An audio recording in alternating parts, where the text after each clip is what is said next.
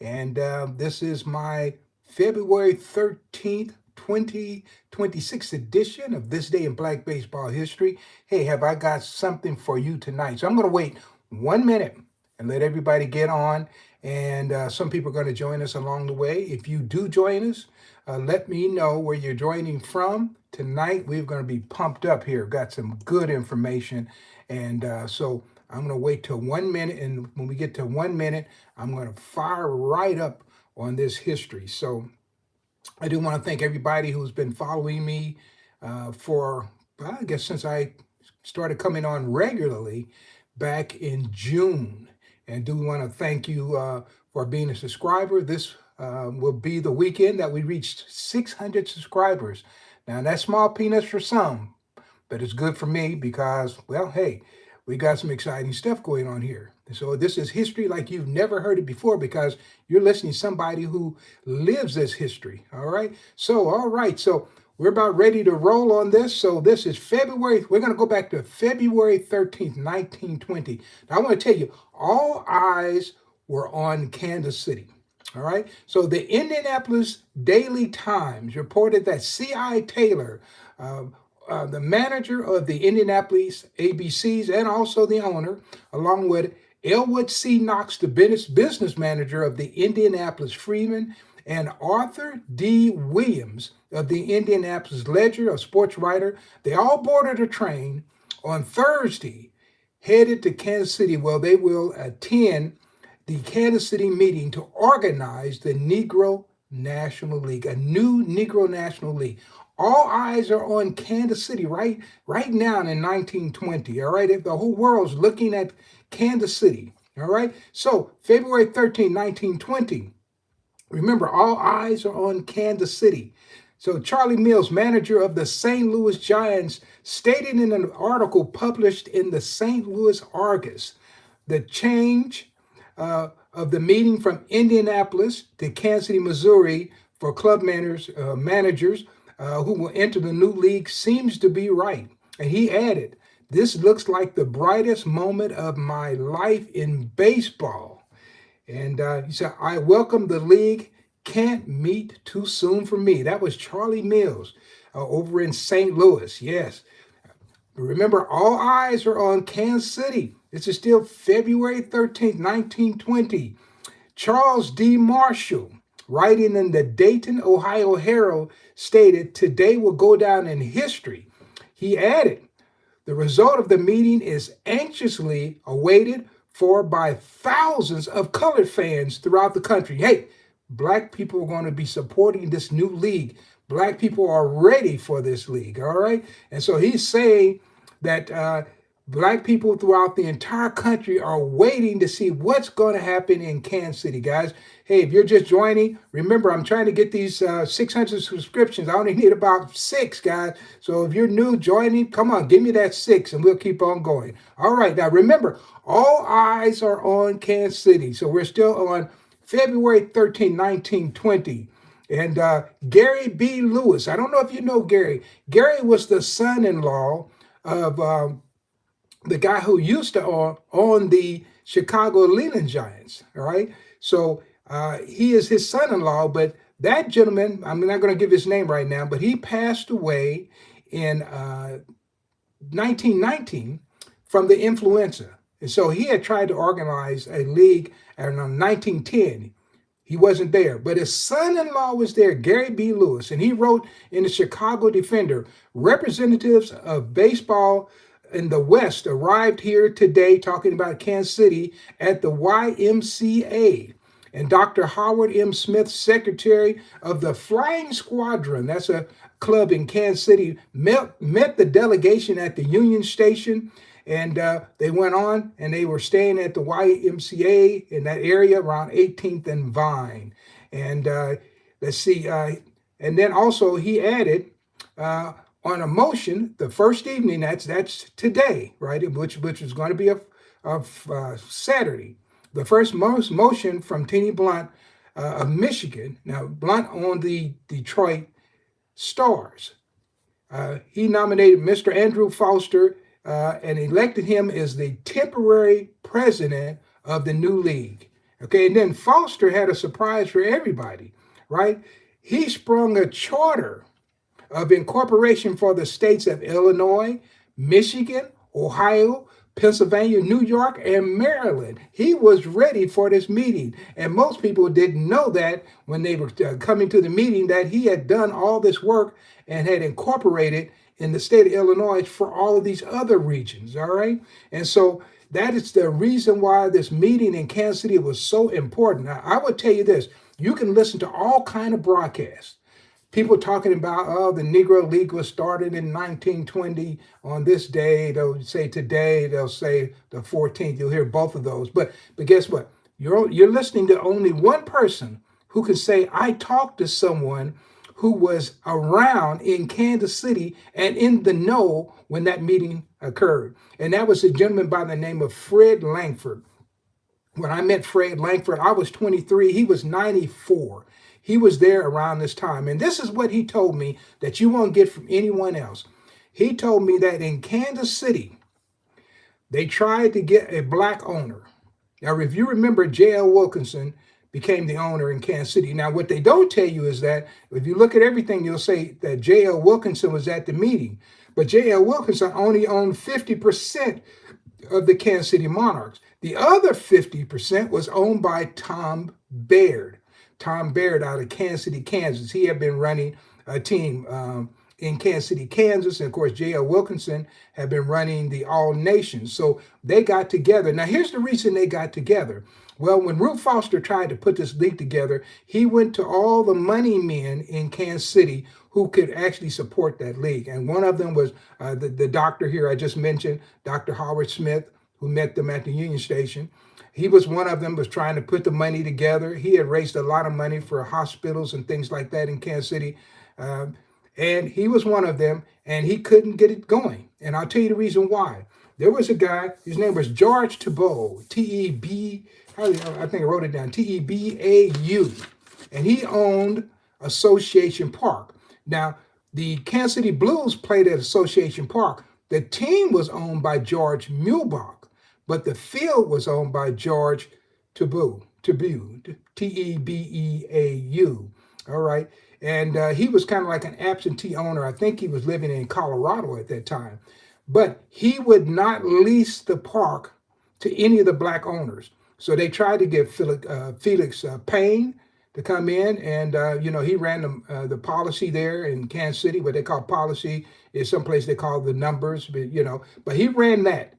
And so they would not let any of those black owners lease the park. The only person that could get the park was J.L. Wilkinson, who had the agreement with Tom Baird for 50% owner.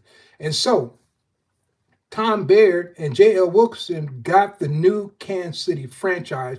They were the only white owners in the league. And most people have never heard that story. It's because you probably haven't read it, because I put a story on my I've written it for many times, but I did actually put a story on my website. That's nlbalive.com, and that's a Negro League Baseball Alive, nlbalive.com. And the reason I did that is because I wanted you to know the true story of how the league was formed, right? Also, the greatest article ever written about the league organizing all that is in my book, Wilbur Bullet Rogan and the Kansas City Monarchs. And these are things that I have written, so I'm talking a little bit about it today and why all eyes were on Kansas City, guys. And so that is a story that I got from Fred Langford. And Fred Langford was just a great pioneer. Now, I will tell you, now, here's something else that you will not know anywhere else. And by the way, guys, let me know if you're listening from somewhere close. And Roger Webb is in there. Hey, Roger, I haven't seen you in a long time. That's Tweed Webb's son. Yeah, Roger, his father was one of the greatest baseball historians that you will ever hope to meet. And his famous saying was, I've seen them all. Man, I was down to your dad's house many times. He was a great guy. I love that guy, and he really inspired me to be who I am today all these years later, because I was in my 20s when I met him, and I am 1 year away from 70 years old. So anyway, now here's something else that you probably want to know. A few years ago, at that same YMCA that they're talking about now, where they're formulating the league in 1920, the part of the front wall was kind of falling down, the fixtures on the building. So they decided to replace those. So they took the bricks off and they replaced them with new bricks, right? And they were the red bricks that, those real red square bricks. And so they replaced them with new bricks. But me being who I am and a collector, my son and I went down there and we loaded up a bunch of these bricks. And I remember my son, he was in about the 8th or 9th grade, and he was saying, "Why are we getting all these bricks?" I said, "You'll figure it out later." And so we bought bricks home, and guess what? Now you can own a piece of the YMCA. Look, I even have one here. Look, this is it.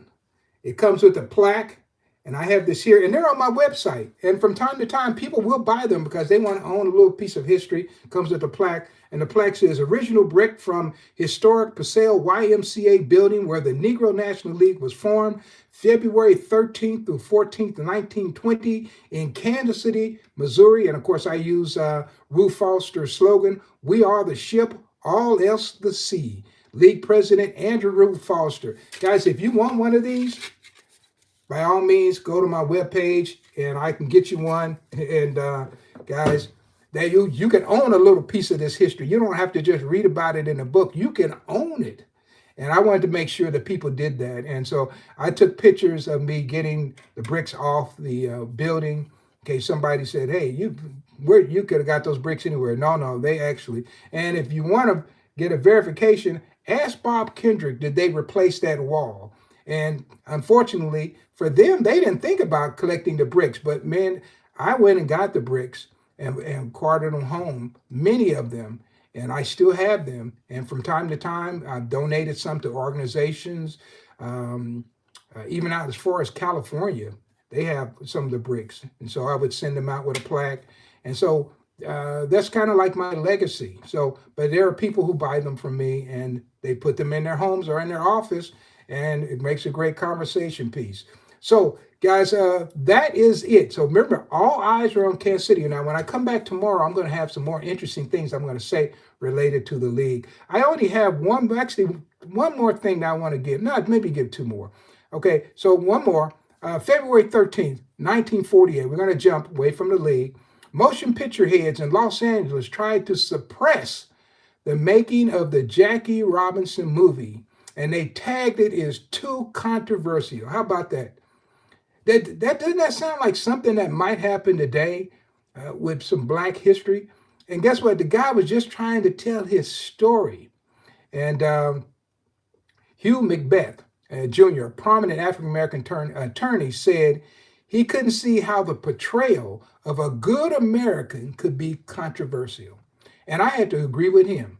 And because it is also history, American history. And of course, that movie has been remade in a more modern version with I'm sure I think it was named Bozeman, and more modern Bozeman version, and it's called 42.